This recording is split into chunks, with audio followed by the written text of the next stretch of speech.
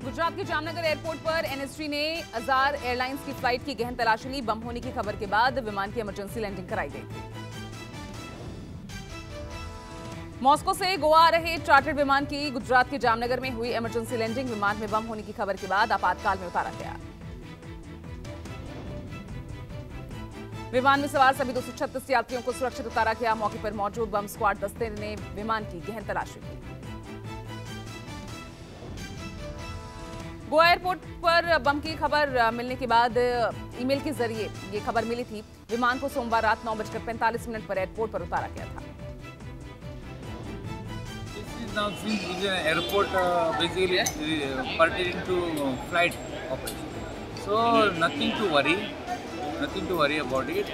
We are looking after things. It is just an maybe it can be a rumor also, but. Jamnagar में emergency landing के बाद Goa airport पर भी बढ़ी सुरक्षा। धमकी वाले ईमेल की भी हो रही जांच। विस्तारा एयरलाइंस की दिल्ली से भुवनेश्वर जा रही फ्लाइट की हुई emergency landing. Hydraulic system fail होने की वजह से लैंडिंग की गई।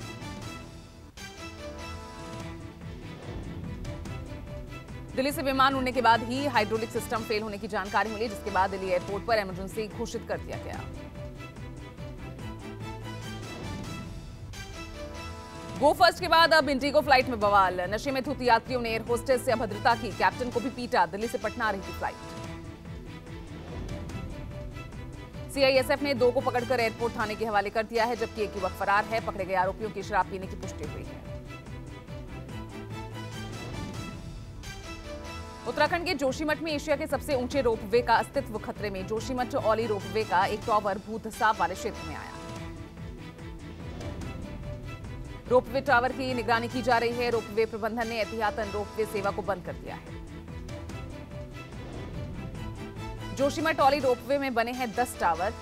जोशीमठ से औली जाने के लिए रोपवे पहली पसंद है। जोशीमठ में दरार पड़ी मकानों की संख्या बढ़कर 678 तक पहुंच गई है। जमीनों में अब भी रिसाव जारी है। जोशीमठ के बाद भूतसान कर्णप्रयाग तक पहुंचा। कर्णप्रयाग के घरों में भी दरारें देखी जा रही हैं। जोशीमठ में प्रशासन जल्द ही दरार पड़े हुए घरों पर ध्वस्तीकरण की कार्रवाई करेगा। चमोली के डीएम ने जानकारी देते हुए कहा कि लोगों की सुरक्षा को देखते हुए प्रशासन ये कार्रवाई कर रहा है। दिल्ली से केंद्र की एक टीम जोशीमठ पहुंची, प्रभावित इलाकों का दौरा किया। ये टीम जल शक्ति मंत्रालय की ओर से गठित की गई थी। राहुल गांधी की भारत जोड़ो यात्रा आज पंजाब में प्रवेश करेगी। यात्रा शंभू बॉर्डर के रास्ते आज शाम पंजाब में प्रवेश करेगी। आज मोहड़ा अनाज मंडी में झंडा फहराने के बाद यात्रा शुरू हुई। अंबाला में यात्रा के बीच कांग्रेस नेता जयराम रमेश, कांग्रेस प्रदेश प्रभारी शक्ति सिंह गोहिल प्रेस कॉन्फ्रेंस करेंगे। भारत जोड़ो यात्रा की वजह से आज दोपहर 12 बजे तक कुरुक्षेत्र शाहाबाद अंबाला रोड बंद रहेगा। सोमवार को भारत जोड़ो यात्रा कुरुक्षेत्र के खानपुर पुलिया गांव से शुरू हुई। महिलाओं को समर्पित रही सोमवार की भारत जोड़ो यात्रा। शाहबाद के त्योडा गांव स्थित सरदार जी ढाबे पर राहुल गांधी का 50 महिलाओं ने स्वागत किया। बीजेपी महासचिव तरुण चुग का राहुल गांधी की भारत जोड़ो यात्रा पर तंज। तरुण चुग ने कहा, राहुल गांधी डिज्नी वर्ल्ड के डिज्नी प्रिंस हैं। तरुण चुग ने कहा, कोई दल 2 कदम उनके साथ चलने को तैयार नहीं और प्रधानमंत्री पद का उम्मीदवार बना रहे हैं। ये मुंगेरी लाल के हसीन सपने के अलावा कुछ नहीं। अगर आप मुंगेरी लाल का हसीन सपना लें, कोई नहीं रोक सकता। आप उसे राष्ट्रपति material, prime minister material, Italy के प्रधानमंत्री का मटेरियल कहिए, ये आपके ऊपर है, कोई रोक नहीं सकता। लेकिन ये मुंगेरी लाल का हसीन सपना है। कुरुक्षेत्र में एक बार फिर राहुल गांधी ने बीजेपी और आरएसएस पर जोरदार हमला बोला। उन्होंने कहा कि 21वीं सदी में भी कौरव हैं जो खाकी हाफ पहनते हैं और शाखा लिए होते हैं। राहुल गांधी ने बीजेपी पर निशाना साधते हुए कहा कि यात्रा में किसी का धर्म नहीं पूछा गया, अगर कोई गिरा तो उसे उठाया गया। इंदौर में प्रवासी भारतीय सम्मेलन में शामिल हुए पीएम नरेंद्र मोदी प्रवासी भारतीयों को संबोधित करते हुए प्रधानमंत्री ने कहा कि आप जहां रहते हैं भारत को अपने साथ रखते हैं। पीएम मोदी ने प्रवासी भारतीयों को देश का एम्बेसडर बताया। प्रधानमंत्री ने कहा, आज पूरी दुनिया भारत की ओर देख रही है। मैं आप सभी को, सभी प्रवासी भारतीयों को विदेशी धरती पर भारत का राष्ट्रदूत ब्रांड एम्बेसडर कहता।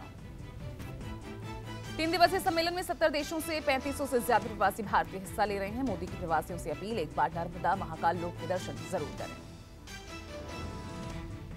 भारत की अध्यक्षता में G20 की पहली बैठक सोमवार से कोलकाता में शुरू हुई। भारत समेत 19 देशों के प्रतिनिधि बैठक में शामिल हो रहे हैं। यूरोपीय संघ के प्रतिनिधि भी सम्मेलन में शिरकत कर रहे हैं। 3 दिन तक चलने वाले इस बैठक में वैश्विक साझेदारी को बढ़ाने पर चर्चा होगी। कोलकाता के न्यू टाउन स्थित विश्व बांग्ला कन्वेंशन सेंटर में हो रही है बैठक। सम्मेलन में बंगाल सीएम ममता ने कहा, राज्य की जीडीपी में की हमने कई गुना बढ़ोतरी। ममता सरकार ने बैठक के लिए पूरे शहर को सजा दिया है। बैठक में शामिल होने वाले प्रतिनिधियों को बंगाल के प्रमुख ऐतिहासिक स्थलों का भ्रमण भी कराया जाएगा। बीजेपी अध्यक्ष जेपी नड्डा ने आज पार्टी महासचिवों की बैठक बुलाई है। आज की बैठक में 16-17 जनवरी को होने वाली राष्ट्रीय कार्यकारिणी की बैठक के एजेंडे पर चर्चा होगी। महाराष्ट्र कांग्रेस की आज नागपुर में अहम बैठक। राहुल गांधी की भारत जोड़ो यात्रा से पार्टी के बढ़े मनोबल को आगामी चुनाव में भुनाने की रणनीतियों पर होगी चर्चा। वाराणसी में गंगा के पूर्वी छोर पर बसाई गई टेंट सिटी को आज प्रशासन को हैंडओवर किया जाएगा। पीएम मोदी 13 जनवरी को गंगा में विलास क्रूज को हरी झंडी दिखाकर रवाना करेंगे।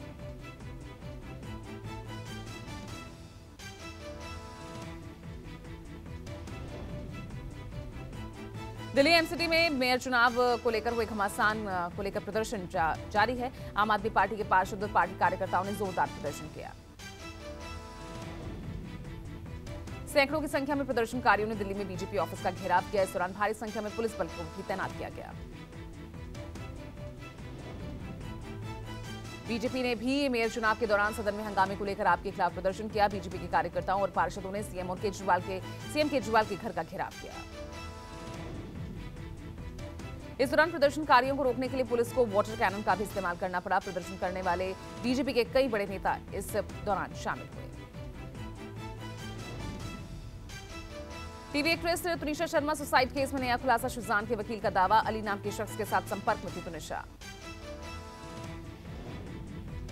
शुजान के वकील ने दावा किया कि टिंडर डेटिंग साइट पर तुनिशा की अली से मुलाकात हुई थी। तुनिशा के वकील और परिजन ने जवाब के लिए समय मांगा है। टीवी अभिनेत्री तुनिशा शर्मा आत्महत्या मामले में आरोपी शुजान की जमानत याचिका पर सुनवाई टली। अब 11 जनवरी को होगी अगली सुनवाई। सोमवार को कोर्ट में शुजान खान के वकील ने कहा कि शुजान और उनकी बहनों को उर्दू नहीं आती। वो डायरेक्टर के कहने पर उर्दू की लाइनें याद किया करते थे।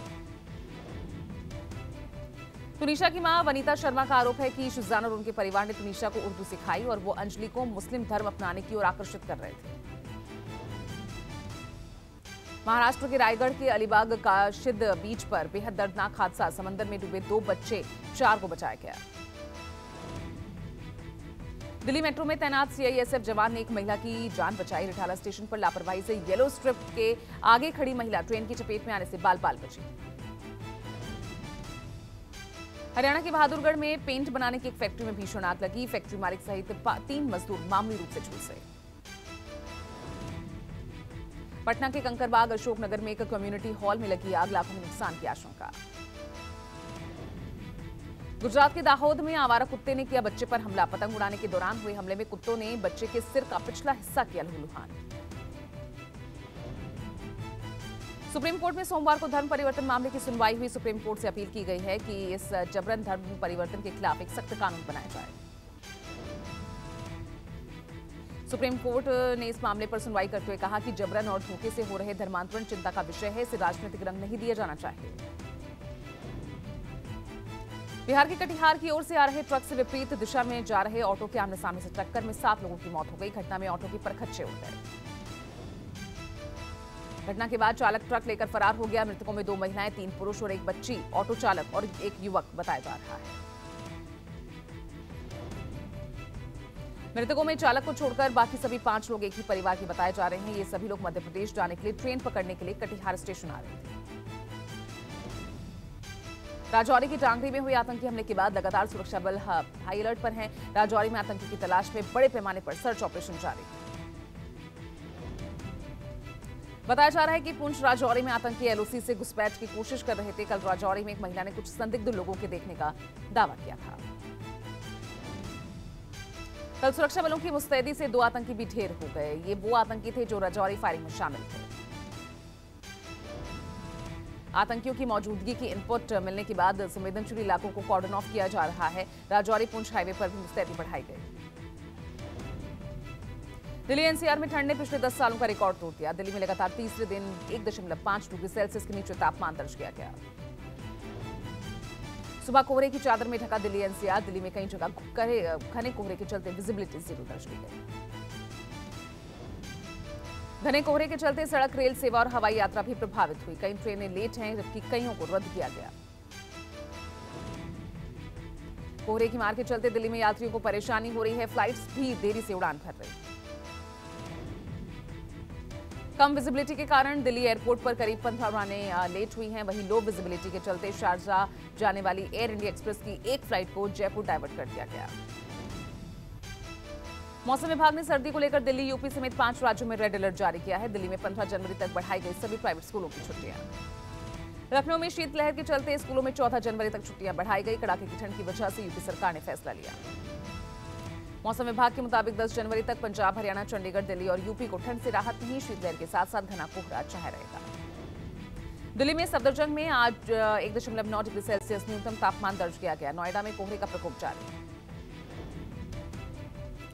कोहरे के चलते दफ्तर आने वालों को हुई परेशानी। गाड़ियों की रफ्तार पर ब्रेक लगा। गाड़ी का इंडिकेटर जलाकर लोग निकले। कोहरे की वजह से चंदौली के पंडित दीनदयाल उपाध्याय जंक्शन पर ट्रेनें लेट हुई, जिससे लोगों को दिक्कत हुई। पंजाब में घना कोहरा छाया। अमृतसर में लोग ठंड में ठिठुरे। सड़क पर अलाव जलाकर ठंड से बचने की कोशिश की। कानपुर और गोरखपुर में कोहरे के चलते 10 मीटर से कम विजिबिलिटी। कानपुर रेलवे सेंट्रल पर ट्रेन लेट होने की वजह से यात्री परेशान। पश्चिम बंगाल के सिलीगुड़ी में ठंड बढ़ी। लोगों को काफी दिक्कतों का सामना करना पड़ रहा है। मेरठ में तापमान में गिरावट के चलते जिलाधिकारी दीपक मीणा ने शेल्टर होम का दौरा किया। बस स्टैंड और गौशाला का निरीक्षण किया।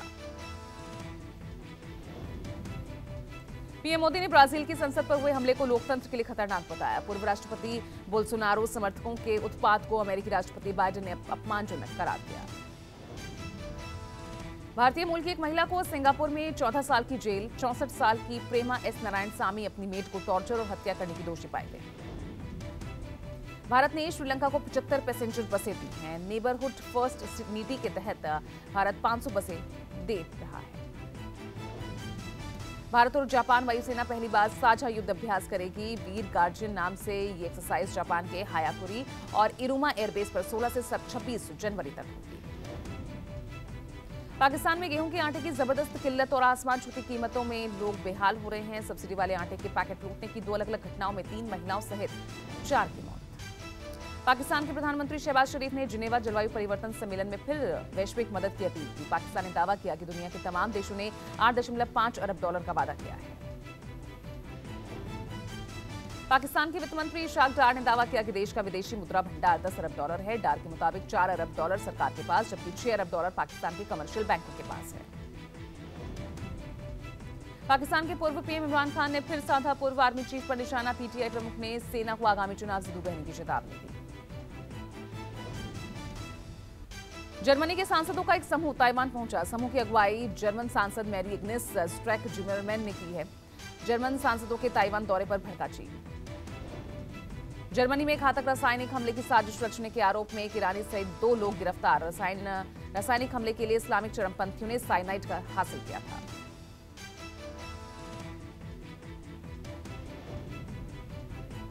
भारत श्रीलंका के बीच आज गुवाहाटी में खेला जाएगा पहला वनडे। दोनों देशों के बीच जो 3 वनडे मैचों की सीरीज होनी। भारत की ओर से कप्तान रोहित और शुभमन गिल ओपनिंग करेंगे। आज के मैच में ईशान किशन और तेज गेंदबाज उमरान मलिक का बाहर बैठना लगभग तय। न्यूजीलैंड के खिलाफ पहला वनडे पाकिस्तान ने 6 विकेट से जीता। न्यूजीलैंड ने पहले बल्लेबाजी करते हुए 9 विकेट पर 255 रन बनाए। पाकिस्तान के युवा तेज गेंदबाज नसीम शाह ने रचा इतिहास। न्यूजीलैंड के खिलाफ 57 रन देकर 5 विकेट झटकने वाले नसीम ने सबसे कम मैचों में 15 विकेट पूरे किए। सऊदी अरब के क्लब अल नासर में हुआ पुर्तगाली प्लेयर रोनाल्डो का शानदार स्वागत। रोनाल्डो के स्टेडियम में स्वागत का वीडियो दुनिया भर में वायरल।